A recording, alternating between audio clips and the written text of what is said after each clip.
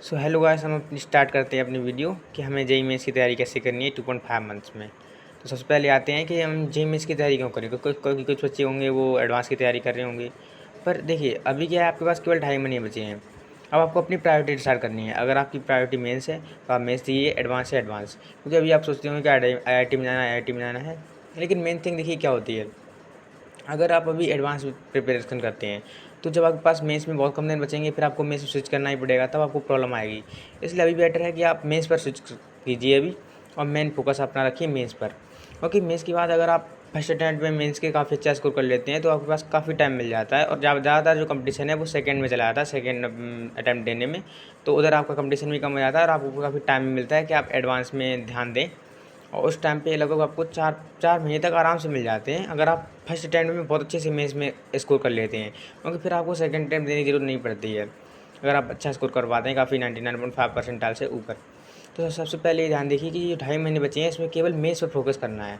और मेंस पर अगर आप सही से देखें ना, आप अगर प्रीवियस ईयर भी उठा के देख लेंगे, तो अगर ध्यान से जनवरी वाला अटैम्प्ट आप देखेंगे, क्योंकि बाद में क्या होता है, बहुत टफ पड़ जाता है वो।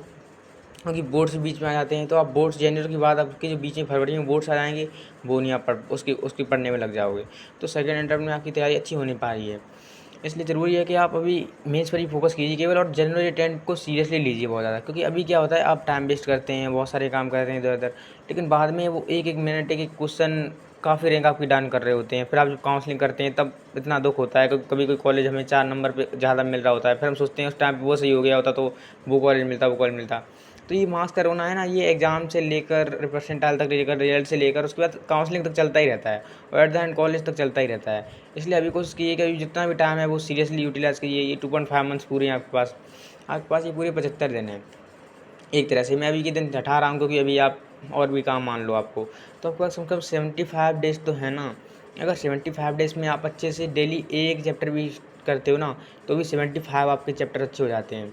जबकि अगर आप सही से ध्यान से देखो ना, अगर आप मेंस में अच्छे से कर देते हो ना, फर्स्ट अटेम्प्ट में 50 क्वेश्चंस भी सही से सही एकदम, तो 200 मार्क्स हो जाते हैं आपके। और 200 मार्क्स में आपकी 99.5 परसेंटाइल से भी ऊपर कहीं नहीं गई है। और 99.5 परसेंटाइल में आपको MNIT इलाहाबाद और MNIT जयपुर, काफ़ी अच्छी MNIT की कंप्यूटर साइंस से टॉप ब्रांच मिल रही होती है एकदम। और उसके बाद आपको कोई टेंशन नहीं है, आपको केवल एडवांस की तैयारी करनी है, सेकंड अटैम्प्ट की भी तैयारी नहीं करनी है।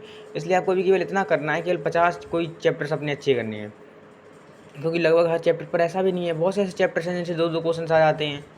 और कभी-कभी तो ज़रूरी भी नहीं है आप 50 क्वेश्चन करें, आप अगर 45 भी कर देते हैं जनवरी में, तब भी आप 99.5 मिला रहे हैं। लेकिन 50 में बेटरेज भी रहने के लिए बोल रहा हूँ, क्योंकि पेपर हो सकता है आपका सरल आ जाए।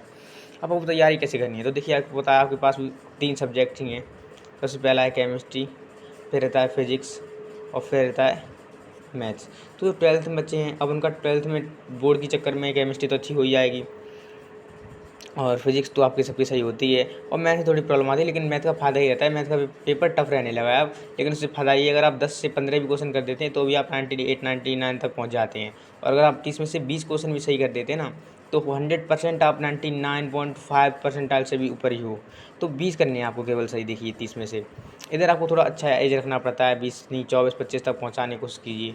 इसको भी 24-25 पर इतना ज़्यादा नहीं करना है, तो भी हो जाता है काम। खैर इतना तो नहीं है बचाना है। आप ये सोच के चलिए, इसमें 20 करने हैं, और इसमें 20 करने हैं, और इसमें करने हैं 10। इतना भी अगर आप कर देते हो ना ये अटैम्प्ट में, ये जो जनवरी में आएगा, तो भी आप 99.5 से आराम से ऊपर हो, कितना भी सरल पेपर आया हो भले ही। इतना भी लेकिन बच्चे नहीं कर पाते हैं। रीज़न पता है क्या है, केमिस्ट्री में इसको आप 30 में से 20 करना ही बहुत टफ पड़ जाता है। बहुत से चैप्टर ऐसे होंगे जो आपने नहीं पढ़े होंगे, उनमें से क्वेश्चन आ जाएंगे, या बहुत से पढ़े होंगे उनके क्वेश्चन आपसे नहीं हो पा रहे होंगे।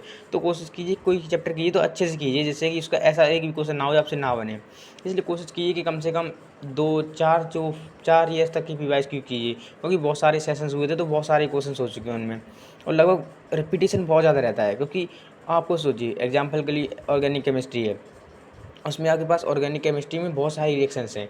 अब जनरली जितने भी क्वेश्चन उससे फ्रेम हो सकते हैं, वो जनरली सब न किसी न किसी सेशन में आ ही चुके हैं। अब उन पे एक ही चीज़ है, या तो कॉन्सेप्ट रिपीट होगा, या वो क्वेश्चन का रिएक्शन ही मैक्सिमम तो रिएक्शन ही रिपीट हो जाएंगी। क्योंकि इतना ज़्यादा कंटेंट इतना ज़्यादा हो चुका है क्वेश्चंस का कि कुछ बचा ही नहीं है सिलेबस में। इवन हमारे ही देख लीजिए, अभी 4 4 वो हमारे एक एक सेशंस में कितने कितने वो हो जाते थे एग्ज़ाम्स। और उसमें इतने सारे क्वेश्चन हो जाते हैं कि हम खुद ही नहीं दिख पाते थे। एक दिन अगर हमारा एग्जाम 4 दिन चौथे दिन आ रहा है एग्जाम के, तो भी हम नहीं कर पाते थे, इतना भी तैयारी नहीं कर पाते थे कि पुराने जो पेपर्स हैं उनको भी कर लें, क्योंकि इतने ज़्यादा क्वेश्चन ही हैं, इनकी कौन तैयारी करेगा। इसलिए अगर आप ढाई मंथ्स में ये केवल PYQs कर करके चैप्टर उड़ाते ना, तो आप बहुत अच्छा कर जाएंगे। और मेरे हिसाब से सबसे ज़्यादा फोकस आपको मैथ पे करना चाहिए, क्योंकि मैथ है सब्जेक्ट है, अगर आप एक एक करके छोटे छोटे चैप्टर्स अपने उड़ाते जाते हो ना, और अगर आप 15 क्वेश्चन तक कर जाते हो, तो मैथ बहुत अच्छा आपको एज हो जाएगा। एक तरफ से आप 100% वाले बन जाओगे। और एक सब्जेक्ट में 100% हो तो उसकी अलग से ही खुशी रहती है कि चलो हमने किसी किसी सब्जेक्ट में तो कम से कम सबसे ऊपर रहे हैं। और फिजिक्स में ध्यान दीजिएगा, मतलब बहुत ज़्यादा टफ नहीं आते क्वेश्चन। मतलब प्रॉब्लम क्या है, बच्चे बहुत ज़्यादा टफ ले लेते हैं, जबकि जेन्युइन अटेम्प्ट बहुत ज़्यादा टफ नहीं है। ऐसे बस आपको सीरियसनेस रखनी है, फॉर्मूले सी रट लेने हैं, कम से कम कुछ नहीं। कोई चैप्टर नहीं आ रहा है तो फॉर्मूले सी रट लो उसके, जरूरी नहीं है पूरा छोड़ के ही जा रहे हैं। तो यही बस ध्यान रखना है इसमें, और ऐसे ही पढ़ाई करनी है। और टाइम वेस्ट अभी बिल्कुल नहीं करना है, सच में। ये बाद में ना बहुत दुख होता है, मतलब क्योंकि अभी टाइम वेस्ट हो जाता है, लेकिन बाद में लगता है यार वो टाइम थोड़ा सा कर लिया होता तो 4 नंबर उधर एक्स्ट्रा बढ़ गए होते, तो वो वाला कॉलेज मिल जाता। फिर कहीं NIT में किसी में हो जा, कभी कभी ऐसा हो जाता है होम स्टेट में मिल रहा है लेकिन वहाँ नहीं मिल रहा है, रिजर्वेशन कोई जनरल का है तो उसको और ज़्यादा प्रॉब्लम हो जाती है। और इतनी सारी प्रॉब्लम्स आती हैं, काउंसलिंग के टाइम पे बता नहीं सकते। इसलिए अभी से पूरी मेहनत कीजिए और एकदम 100% लगा दीजिए अपनी जान, मतलब अच्छे से पूरा मेंस पे ही फोकस करके। और इतना अच्छा कर लीजिए कि आपकी 99.5% से ऊपर ही रहे। उसके बाद फिर आपको कोई चिंता नहीं है। उसके बाद आराम से आप फर्स्ट अटैम्प्ट के बाद सेकंड दीजिएगा ही मत। और हो सकता है प्रैक्टिस के लिए मन हो तो दे दीजिए, नहीं तो नहीं दीजिएगा, क्योंकि फालतू में आप तैयारी करोगे। तो इसलिए फिर एडवांस में लग जाना आप सीधे। और जनरली 99.5 से ऊपर वालों की परसेंटाइल बढ़ती भी नहीं है सेकंड में, क्योंकि उन्हें पीयर प्रेशर भी नहीं लगता एडवांस का कि एडवांस में भी कुछ अच्छा करना है, मेंस में कर लिया है तो घर वाले खुश हैं। इसलिए फिर आप फिर एंजॉय कीजिएगा और एडवांस की तैयारी कीजिएगा। लेकिन अभी बहुत ज़्यादा सिक्योर रखना है कि आपको 99.5% से ऊपर तो हर हालत में रहना ही है, ये जो जनवरी अटैम्प्ट आ रहा है। और उसके लिए आपको बता ही दिया, आपने पढ़ाई करनी है और PYQs देने हैं और खूब समझना है सब्जेक्ट को, फॉर्मूले सेट लेने हैं हर चैप्टर के। ऐसा नहीं फॉर्मूले इंपॉर्टेंट नहीं है, नहीं बहुत से क्वेश्चन ऐसे होते हैं डायरेक्ट फॉर्मूले से आ जाते हैं। मैथ्स में 3D और वेक्टर में वो डायरेक्ट क्वेश्चन से फॉर्मूले से आ जाते हैं। बहुत छोटे छोटे फैक्ट्स होते हैं, छोटे छोटे जो हम इग्नोर कर देते हैं जनरली, उनसे भी क्वेश्चन कभी कभी आ जाते हैं डायरेक्ट। तो ध्यान रखना है और हर चीज़ पढ़नी है, मतलब अच्छे से। And thank you, thanks for watching.